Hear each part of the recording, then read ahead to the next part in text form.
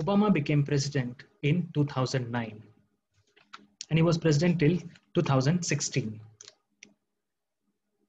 Martin Luther King Jr. led a protest movement against racial discrimination. He was successful. Civil Rights Act was passed. There was a change, but unfortunately, even Martin Luther King Jr. was assassinated. After that, the struggle continued, but the lives were better. But still, the racial discrimination was there. And in 2013, from 2013, there is a movement going on called Black Lives Matter. And recently, with the killing of George Floyd, George Floyd was killed by the police, and that has um again has drawn attention to the racial discrimination, the problem of racial discrimination. You can see the picture of protesters on the screen here. These are all pictures of the protest against racial discrimination. You can see here a placard, I can't breathe, because if I think you all must be aware that George Floyd was killed by the police. A policeman had uh, had suffocated him to death. That is the reason why there is a placard called I can't breathe. Uh, there is also another placard to the left, to your left, stop police brutality. So there is also another placard you can see here, no justice, no peace. So this was a popular sentiment. There was a outrage against the killing of George Floyd, because before that there were several incidents had taken place, but the government of America was not taking these things seriously, and also Donald Trump is also uh, alleged, or there is allegation against him of not taking a strong action against these perpetrators, especially the police brutality. And again, there are a few more pictures of the recent protests in America against racial discrimination, especially against the killing of George Floyd. The protest was peaceful initially, but then it turned violent. You can see how you can see the pictures, how violent it had turned. And also you can see how graffitis, Black Lives Matter. Again, few more pictures of Black Lives Matter.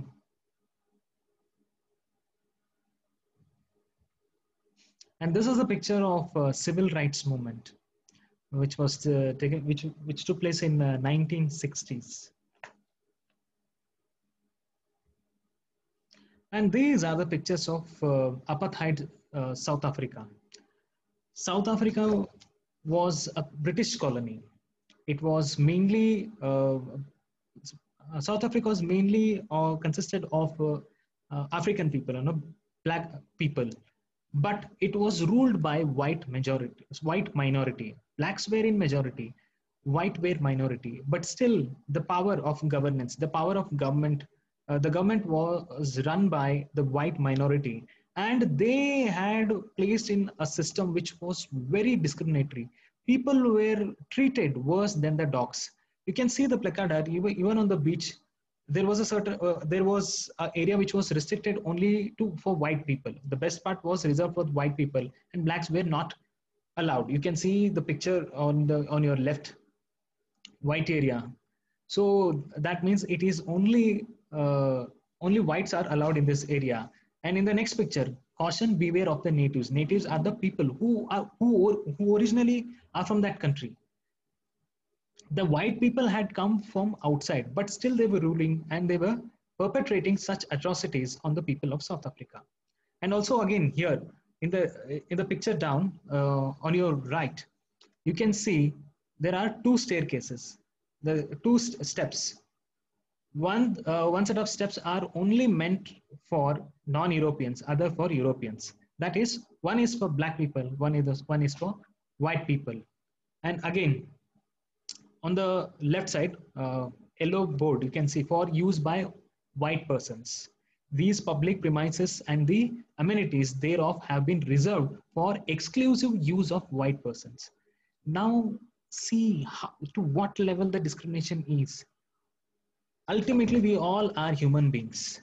all the discriminations based on color, caste, creed, religion are all superfluous, which we have created. They do not exist. These are the things which exist in our mind.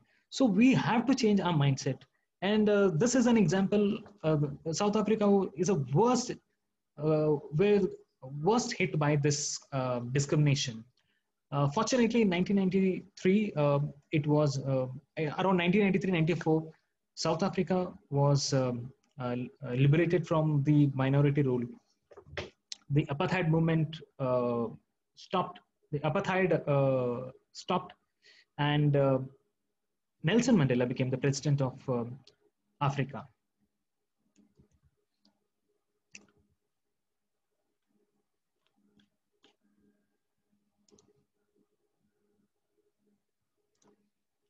Now let's. Have you have you ever come across discrimination among children based on their looks? Yes, we certainly see this kind of behavior in and around us. The children who are of fair complexion are loved by, usually loved by people than the than the children with dark complexion.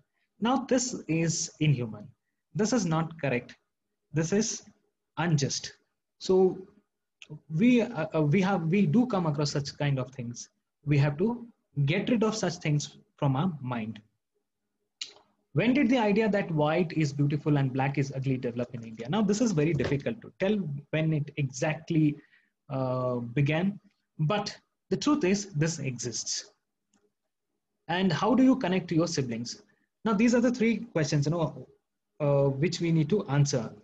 Another thing that I want to draw to your attention is one is based on one discrimination is based on color. There is another kind of discrimination which is also practiced in India.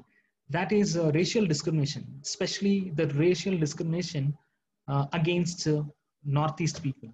Northeastern people are not considered as Indian because they have Mongoloid complexions. That is the reason they are treated as Chinese or Japanese or people from Southeast Asia in our own country. They are citizens. They are citizens like us. People from Manipur, Tripura, Meghalaya. They are citizens. They are citizens of India. They are Indians. But how many times we don't come across discrimination against them?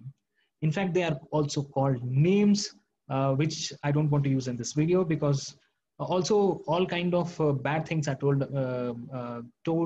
and discussed about them. Now that is also kind of discrimination which we have to give a full stop. We have to stop such kind of things. So more kind of we have to sensitize people about these things. More and more discussions should be held about these things, and we have to sensitize people. We have to sensitize first us, and then we have to sensitize other people around us as well. Now this lesson is about the discrimination which Kamala Das faced in her own life. That is documented in this lesson. Now let's begin the lesson. When I was a little child growing up in Calcutta, the British still ruled India.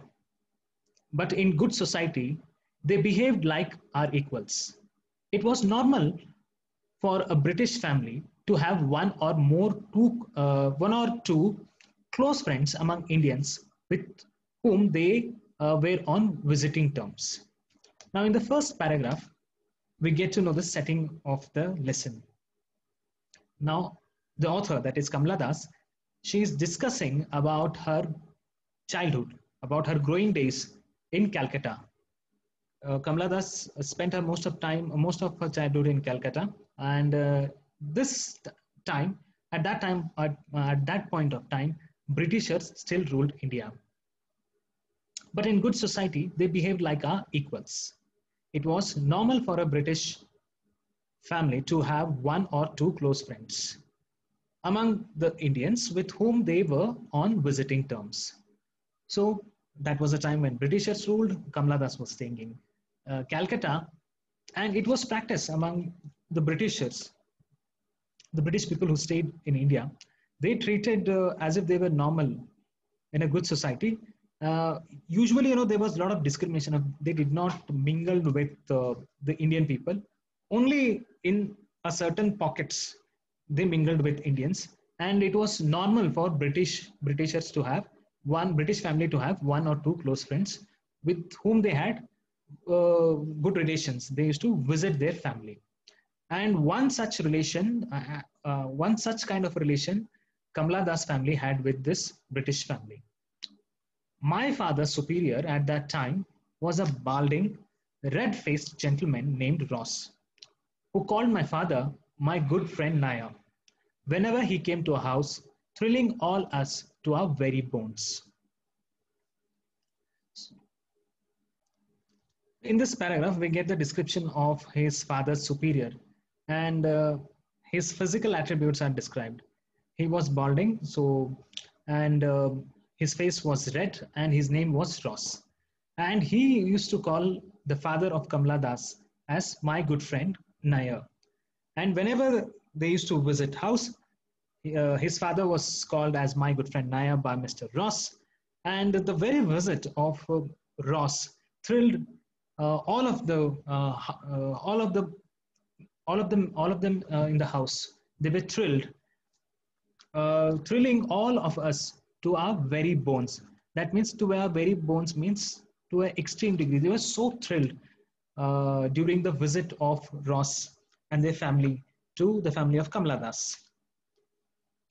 When we went once to Malabar for a month's stay with my grandmother, we lent our cook to Mrs. Ross so that she might teach him the rudiments of European cookery.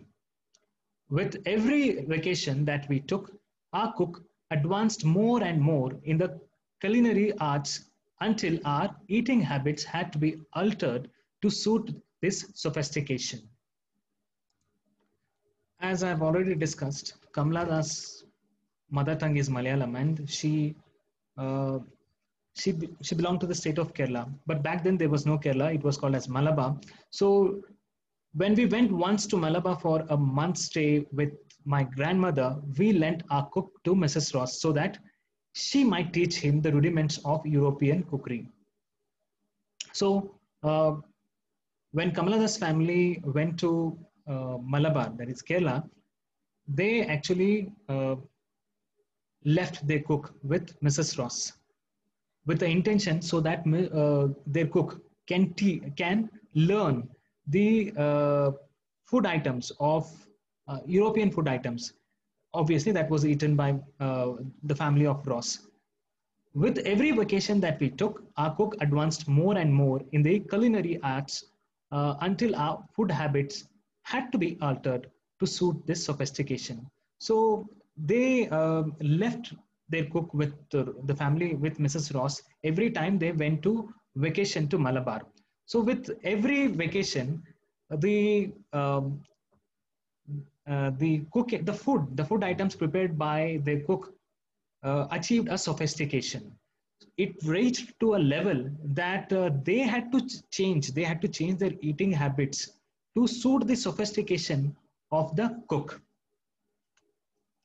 Instead of the rice and curry, he served us soups, cutlets, and stew. For my mother, he cooked a plate of rice and lentils because because he felt it was too late to change her tastes. My father ate with a fork and knife.